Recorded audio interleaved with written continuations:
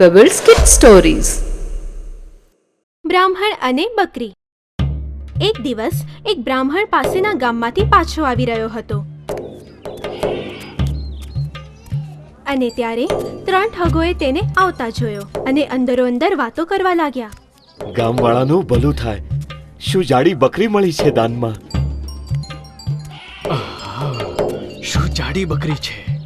આજે મેજબાનીની તક મળી છે. કંઈક યુક્તિ કરીને એને મેળવી જ પડશે. એમાં કઈ મોટી વાત છે? સાંભળો સાંભળો, આપણે શું કરવાનું છે? પહેલો ઠગ બ્રાહ્મણ પાસે ગયો. મૂરખ, કૂતરા અને બકરીમાં ફરક નથી જાણતો તું? અરે રે રે રે, ક્રોધ કેમ કરો છો? તમને મજા આવે છે તો મને શું?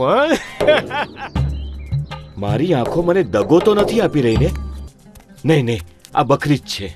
થોડા દૂર જવા પછી બીજા ઠગે એને અટકાવ્યો. બ્રાહ્મણ મહારાજ, આ મરેલી ગાયનું વાછરડું તમને ખૂબ જ પ્રિય લાગે છે, છતાંય તમને ખંભા પર ઉપાડવું શોભી નથી રહ્યું. તમે બ્રાહ્મણ છો? આંધળો છે શું? જોતો નથી, આ એક જીવતી બકરી છે, વાછરડું નહીં. ક્રોધિત ન થાઓ, ક્ષમા કરજો. કદાચ એ મારી ભૂલ છે. આ શું થઈ રહ્યું છે? હું ગાંડો છું કે એ લોકો ગાંડા છે? બ્રાહ્મણ થોડી દૂર ગયો જ હતો ત્યાં અરે ઓ બ્રાહ્મણ, આ ગધેડાને નીચે ફેંકો. લોકો જાત જાતની વાતો કરશે. નહીં નહીં, 3 ખોટા કેવી રીતે હોઈ શકે? સાચે જ આ બકરી નથી, આ તો કોઈ રૂપ બદલવા વાળું ભૂત છે. ગામવાળાઓએ મારી સાથે મશ્કરી કરી છે. ગભરાઈને વગર કંઈ બોલે બ્રાહ્મણે તેના ખભા પરથી બકરીને નીચે ફેંકી અને જલ્દીથી જલ્દી એ ત્યાંથી ભાગી ગયો.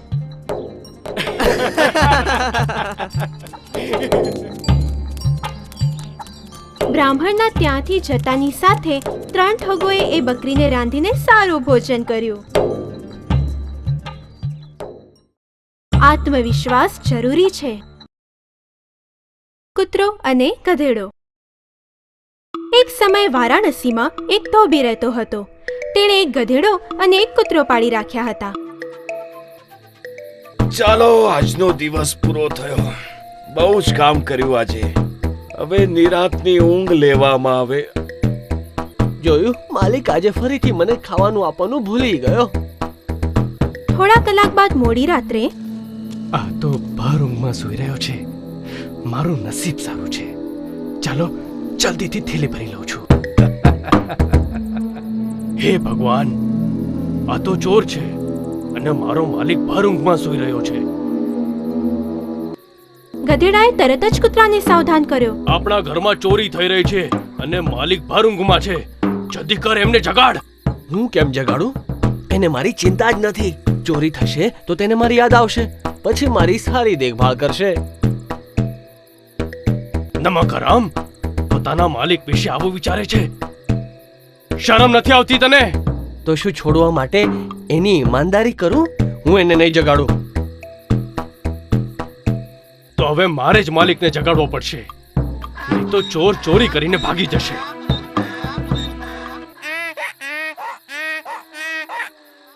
આ મૂર્ખ ગધેડો લાગે છે આજુબાજુના બધાને જગાડી દેશે. ચાલો ભાગો અહીંયાથી.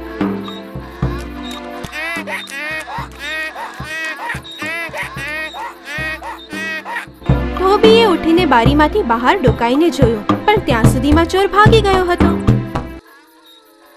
આ મૂર્ખ ગધેડાએ મારી ઊંઘ ઉડાડી દીધી. કારણ વગર ભૂખ્યા કરે છે. એને હમણાં જ મજા ચખાડું છું. ધોબીએ એક લાકડી ઉઠાવી અને ખરાબ રીતે ગધેડાની ધુલાઈ કરી. કૂતરાએ નિરાશાપૂર્વક એનું માથું હલાવ્યું. બિચારો ગધેડો, ચોર તો ભાગી ગયો. માલિક તો જાણતો જ નહોતો કે તે શા માટે અવાજ કર્યો હતો. શું જરૂર હતી મારું કામ કરવાની? જોયું, બીજાના કામમાં દખલબાજી કરવાનું પરિણામ. બીજાના કામમાં દખલ ન કરવી જોઈએ. મૂર્ખ બ્રાહ્મણ. એક દિવસ ગાર્ગ્યા નામનો બ્રાહ્મણ પોતાના ગામેથી જંગલ તરફ ભગવાન શંકરને પ્રસન્ન કરવા માટે તપ કરવા નીકળ્યો.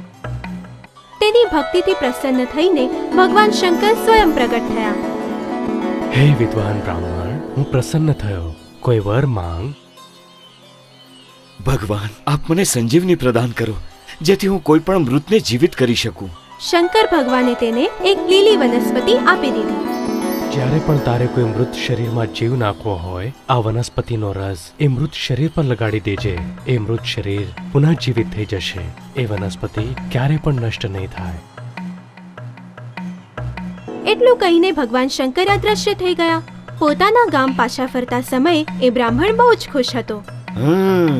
આ સંજીવનીથી હું મારા ગામમાંથી મૃત્યુનો ભય દૂર કરી દઈશ. કોઈ પણ દુખી નહીં રહે. મારું મહત્વ વધી જશે. કદાચ હું ગામનો મુખી પણ બની જાઉં. અચાનક તેના મનમાં સંદેહ થયો. ક્યાંક ભગવાને મારી સાથે મશ્કરી તો નથી કરી? આ સંજીવની જ છે કે સામાન્ય પાંદડા? કેવી રીતે સમજાશે? એ જ સમયે એની નજર રસ્તામાં પડેલા એક વાઘના મૃત શરીર પર પડી. આ જનાવર પર આનો પ્રયોગ કરી જોઉં. કંઈ પણ સમજ્યા વિચાર્યા વગર એણે સંજીવનીના થોડા પાંદડાઓ પોતાના હાથેથી મસળીને એનો રસ એ મૃત વાઘ પર નાખી દીધો. વાઘ જીવતો થઈ ગયો. મને ભૂખ લાગી છે. હા, આ સંજીવની જ છે. આ તો જીવિત થઈ ગયો. અચાનક વાઘે ગર્જના કરી. અરે બાપરે, આ મેં શું કર્યું? જીવ બચાવો, ભાગો! પણ વાઘે એને જોઈ લીધો. વાઘે એક જ તરાપ મારીને એને પકડી લીધો અને એ મૂર્ખ બ્રાહ્મણનો અંત આવ્યો. મૂર્ખ બગલો. એક સમયની વાત છે. એક તળાવના કિનારે નાળિયેરનું ઊંચું ઝાડ હતું. એની પર એક વૃદ્ધ બગલો રહેતો હતો. તળાવ થોડા જ દિવસોમાં સુકાઈ જવાનું હતું. એ તળાવમાં બહુ જ ઓછી માછલીઓ હતી, જે ફક્ત એ એકલા બગલા માટે ઘણી હતી. પણ એ તળાવ અને નાળિયેરના ઝાડ પર તેને ખૂબ જ ગર્વ હતો. કદાચ બીજા બગલાઓ પણ અહીંયા આવે અને જાણી લે કે હું કેટલો નસીબદાર છું. એક દિવસ તેણે જોયું કે એક બગલાઓનું મોટું ઝુંડ તળાવની ઉપરથી પસાર થઈ રહ્યું હતું. અરે અરે થોબો, અરે અહીં નીચે નીચે જુઓ, નીચે. એ વૃદ્ધ બગલો આપણને બોલાવી રહ્યો છે. ચાલો જઈને જોઈએ. કદાચ મુસીબતમાં હશે. આવો. હું ખુશ થયો કે તમે મારી વાત સાંભળીને અહીં આવ્યા. તમે લોકો મારા મહેમાન બનીને અહીં આ નાળિયેરના ઝાડ પર રહો. આ તળાવની માછલીનો આસ્વાદ લો. વૃદ્ધ બગલો સારો છે પણ મૂરખ છે. આપણને પ્રભાવિત કરવા ઈચ્છે છે, પરંતુ આપણે એના નિમંત્રણનો સ્વીકાર કરીશું તો એ ભૂખે મરી જશે. એટલા માટે એ નેતાએ એના સમૂહ તરફથી એના નિમંત્રણનો અસ્વીકાર કર્યો. અમે તમારા સ્નેહના આભારી છીએ, પણ અમારે જવું જોઈએ. હા, અમારા ચતુર નેતા બરાબર કહી રહ્યા છે. અમે તો ઘણા બધા છીએ. જુઓ, આ માછલીઓ ફક્ત તમારા પૂરતી જ છે. અમને ક્યાંક બીજે જવા દો. તમે લોકો મારા નિમંત્રણનો સ્વીકાર નહીં કરો તો હું મારા પ્રાણ ત્યાગી દઈશ.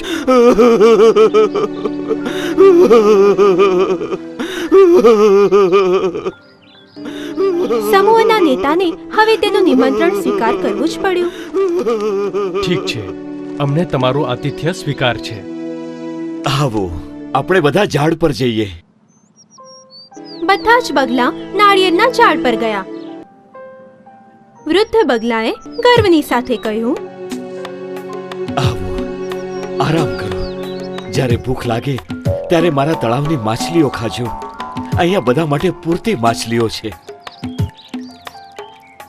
આખા સમૂહે તેમની વાત માનીને તળાવની માછલીઓની મજા માણવાની શરૂઆત કરી. અરે સાંભળો છો, હું તમારાથી વધારે માછલીઓ ખાઈ શકું છું. અરે તમે શું ખાશો? અરે હું તો 6 માછલીઓ ખાઈ ચૂક્યો છું. તમે બંને એનાથી પણ વધારે ખાઈને દેખાડો તો માનું. એમ કરતા કરતા તળાવની બધી માછલીઓ પૂરી થઈ ગઈ.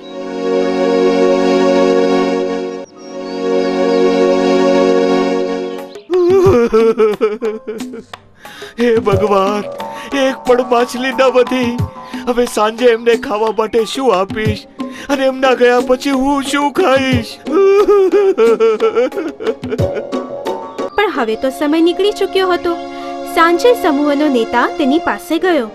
અમારા સાંજના ખાવા માટે કંઈ પણ વધ્યું નથી. તમારા આતિથ્ય માટે અમે તમારા આભારી છીએ, પણ હવે અમારે નીકળવું જોઈએ. હું મારા સમૂહને ભૂખ્યો નહીં રાખી શકું. ત્યાંથી નીકળતા સમયે સમૂહના નેતાના મનમાં એકલા વૃદ્ધ બગલા માટે નિરાશા પ્રગટ થઈ. એ અત્યંત વૃદ્ધ છે, આપણી સાથે ઉડી નહીં શકે. જો એણે આપણી વાત માની લીધી હોત, બિચારો વધારે દિવસ જીવતો નહીં રહે. થોડાક દિવસ પછી તે બળ વગરના વૃદ્ધ બગલાએ એનો છેલ્લો શ્વાસ લીધો. મૂર્ખ શિયાળ. એક દિવસ બે ઘેટા સામસામે આવી ગયા.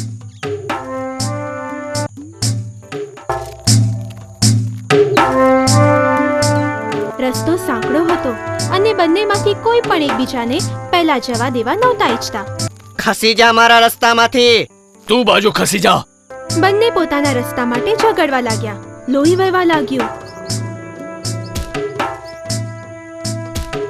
એક શિયાળ દૂરથી આ બધું જોઈ રહ્યું હતું, પણ એ એક મૂર્ખ શિયાળ હતું. તેણે વિચાર્યું, આહા, શું લોહી નીકળી રહ્યું છે! પીવામાં મજા આવશે. થોડી વાર રાહ જોઉં છું, જેથી હજી લોહી વહે. લડતા રહો, લડતા રહો, લડતા રહો. અહીં ઘેટાઓની લડાઈ તો ચાલુ જ હતી. ઘણું લોહી વહી ગયું હતું. અચાનક સમજ્યા વિચાર્યા વગર એ મૂર્ખ શિયાળ લોહી પીવા વચ્ચે કૂદી પડ્યો. શિયાળને વચ્ચે જોઈને બંને ઘેટા વધારે ક્રોધિત થઈ ગયા. બંનેએ એક સાથે પોતાના શિંગડા શિયાળને ખૂંપાવી દીધા. શિયાળ ત્યાં જ મરી ગયું. પછી બંને ઘેટા ભાનમાં આવ્યા અને ત્યાંથી પોતપોતાના રસ્તે ચાલ્યા ગયા. વગર વિચારીએ કોઈ કામ ન કરવું જોઈએ. ઘમંડી ભમરો. એક સમયની વાત છે. જંગલમાં એક ભમરો રહેતો હતો. બધા તેની સુંદરતાની પ્રશંસા કરતા હતા.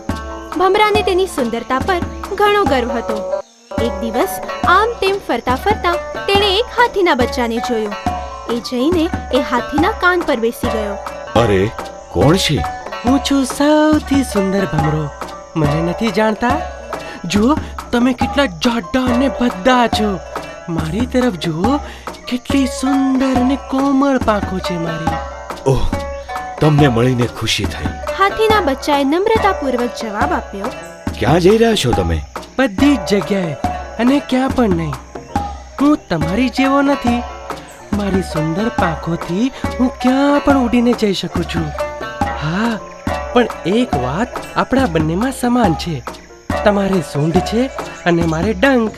હાથીએ પોતાનું માથું હલાવ્યું. પણ હું મારા ડંખ દ્વારા ફૂલોમાંથી મધ ચૂસી શકું છું, પણ તમે એ ન કરી શકો. હવે જણાવો, આપણા બંનેમાં શ્રેષ્ઠ કોણ? હાથીએ કોઈ જવાબ ન આપ્યો. એ તો જણાવો, તમારા પગ કેટલા છે? 4 છે. મારા 6 છે. ફરી એકવાર હું જ શ્રેષ્ઠ છું. ભમરો પોતાની વાત પૂરી જ કરી રહ્યો હતો ત્યારે જોરથી હવા ફૂંકાવા લાગી. જલ્દી જ ત્યાં તોફાન આવી ગયું. પાંદડાઓ, ધૂળ બધું જ ઝડપથી ઉડવા લાગ્યું. નાનો એવો ભમરો વધારે સમય ટકી શક્યો નહીં. થોડી જ વારમાં એ પણ તોફાનમાં વહી ગયો. બચાવ, હું વહી રહ્યો છું. બચાવ!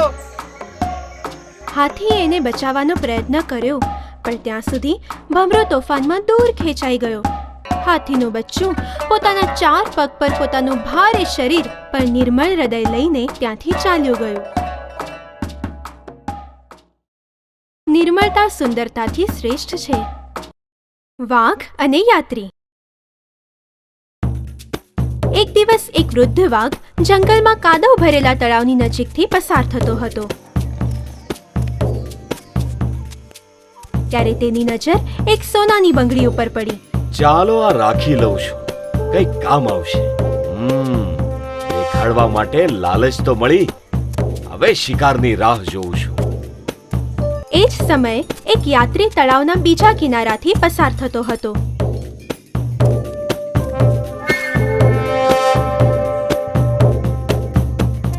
ત્યારે તેની નજર યાત્રી પર પડી. આહ, મનુષ્ય બહુ જ સ્વાદિષ્ટ હોય છે અને લાલચી પણ. અરે સાંભળો, સાંભળો તો. સોનાની બંગડી જોઈએ છે. મારા તો કઈ કામની નથી આ. સોનાની બંગડી? હા, અરે વાહ, બહુ જ સુંદર છે. પણ નહીં, એના માટે પોતાનો જીવ કોણ જોખમમાં નાખે? પણ થોડી વાર વિચારીને તેણે કહ્યું, બંગડી મળી હોત તો સારું થાત. પણ તારા જેવા ખતરનાક જનાવર પર હું ભરોસો કેવી રીતે કરું? તમારો વહેમ તો સાચો છે. પહેલા હું ખૂબ જ ઘાતકી હતો, પણ એક સંન્યાસીએ મારું જીવન બદલી નાખ્યું. આ બાજુ આવો અને લઈ લો આ સોનાની બંગડી. પરંતુ હું જો નજીક આવ્યો તો તું મને સૂંઘતા જ સંન્યાસીની વાત ભૂલી જઈશ. અરે નહીં નહીં, આ હમ પણ હું વૃદ્ધ થઈ ગયો છું. મારા નખ તો ઘસાઈ ગયા છે. ડરવાની કોઈ જરૂર નથી. આવો આવો, આ તરફ આવો અને લઈ લો આ. યાત્રીની લાલચે વાઘનો ડર ભૂલાવી દીધો. લાગે છે સાચે જ બદલાઈ ગયો છે આ. ચાલો બંગડી લઈ જ લઉં છું. પણ જેવો એ પાણીમાં ઉતર્યો થોડી જ વારમાં અરે નહીં, આ તો કીચડ છે. હું ફસાઈ ગયો. બચાવો, મને કોઈ બચાવો. વાઘ હવે આરામથી યાત્રી પાસે ગયો અને તેને બહાર કાઢીને તેના પર તૂટી પડ્યો. હે ભગવાન, કેટલો મૂર્ખ નીકળ્યો. લાલચે તો મારો જીવ જ લઈ લીધો.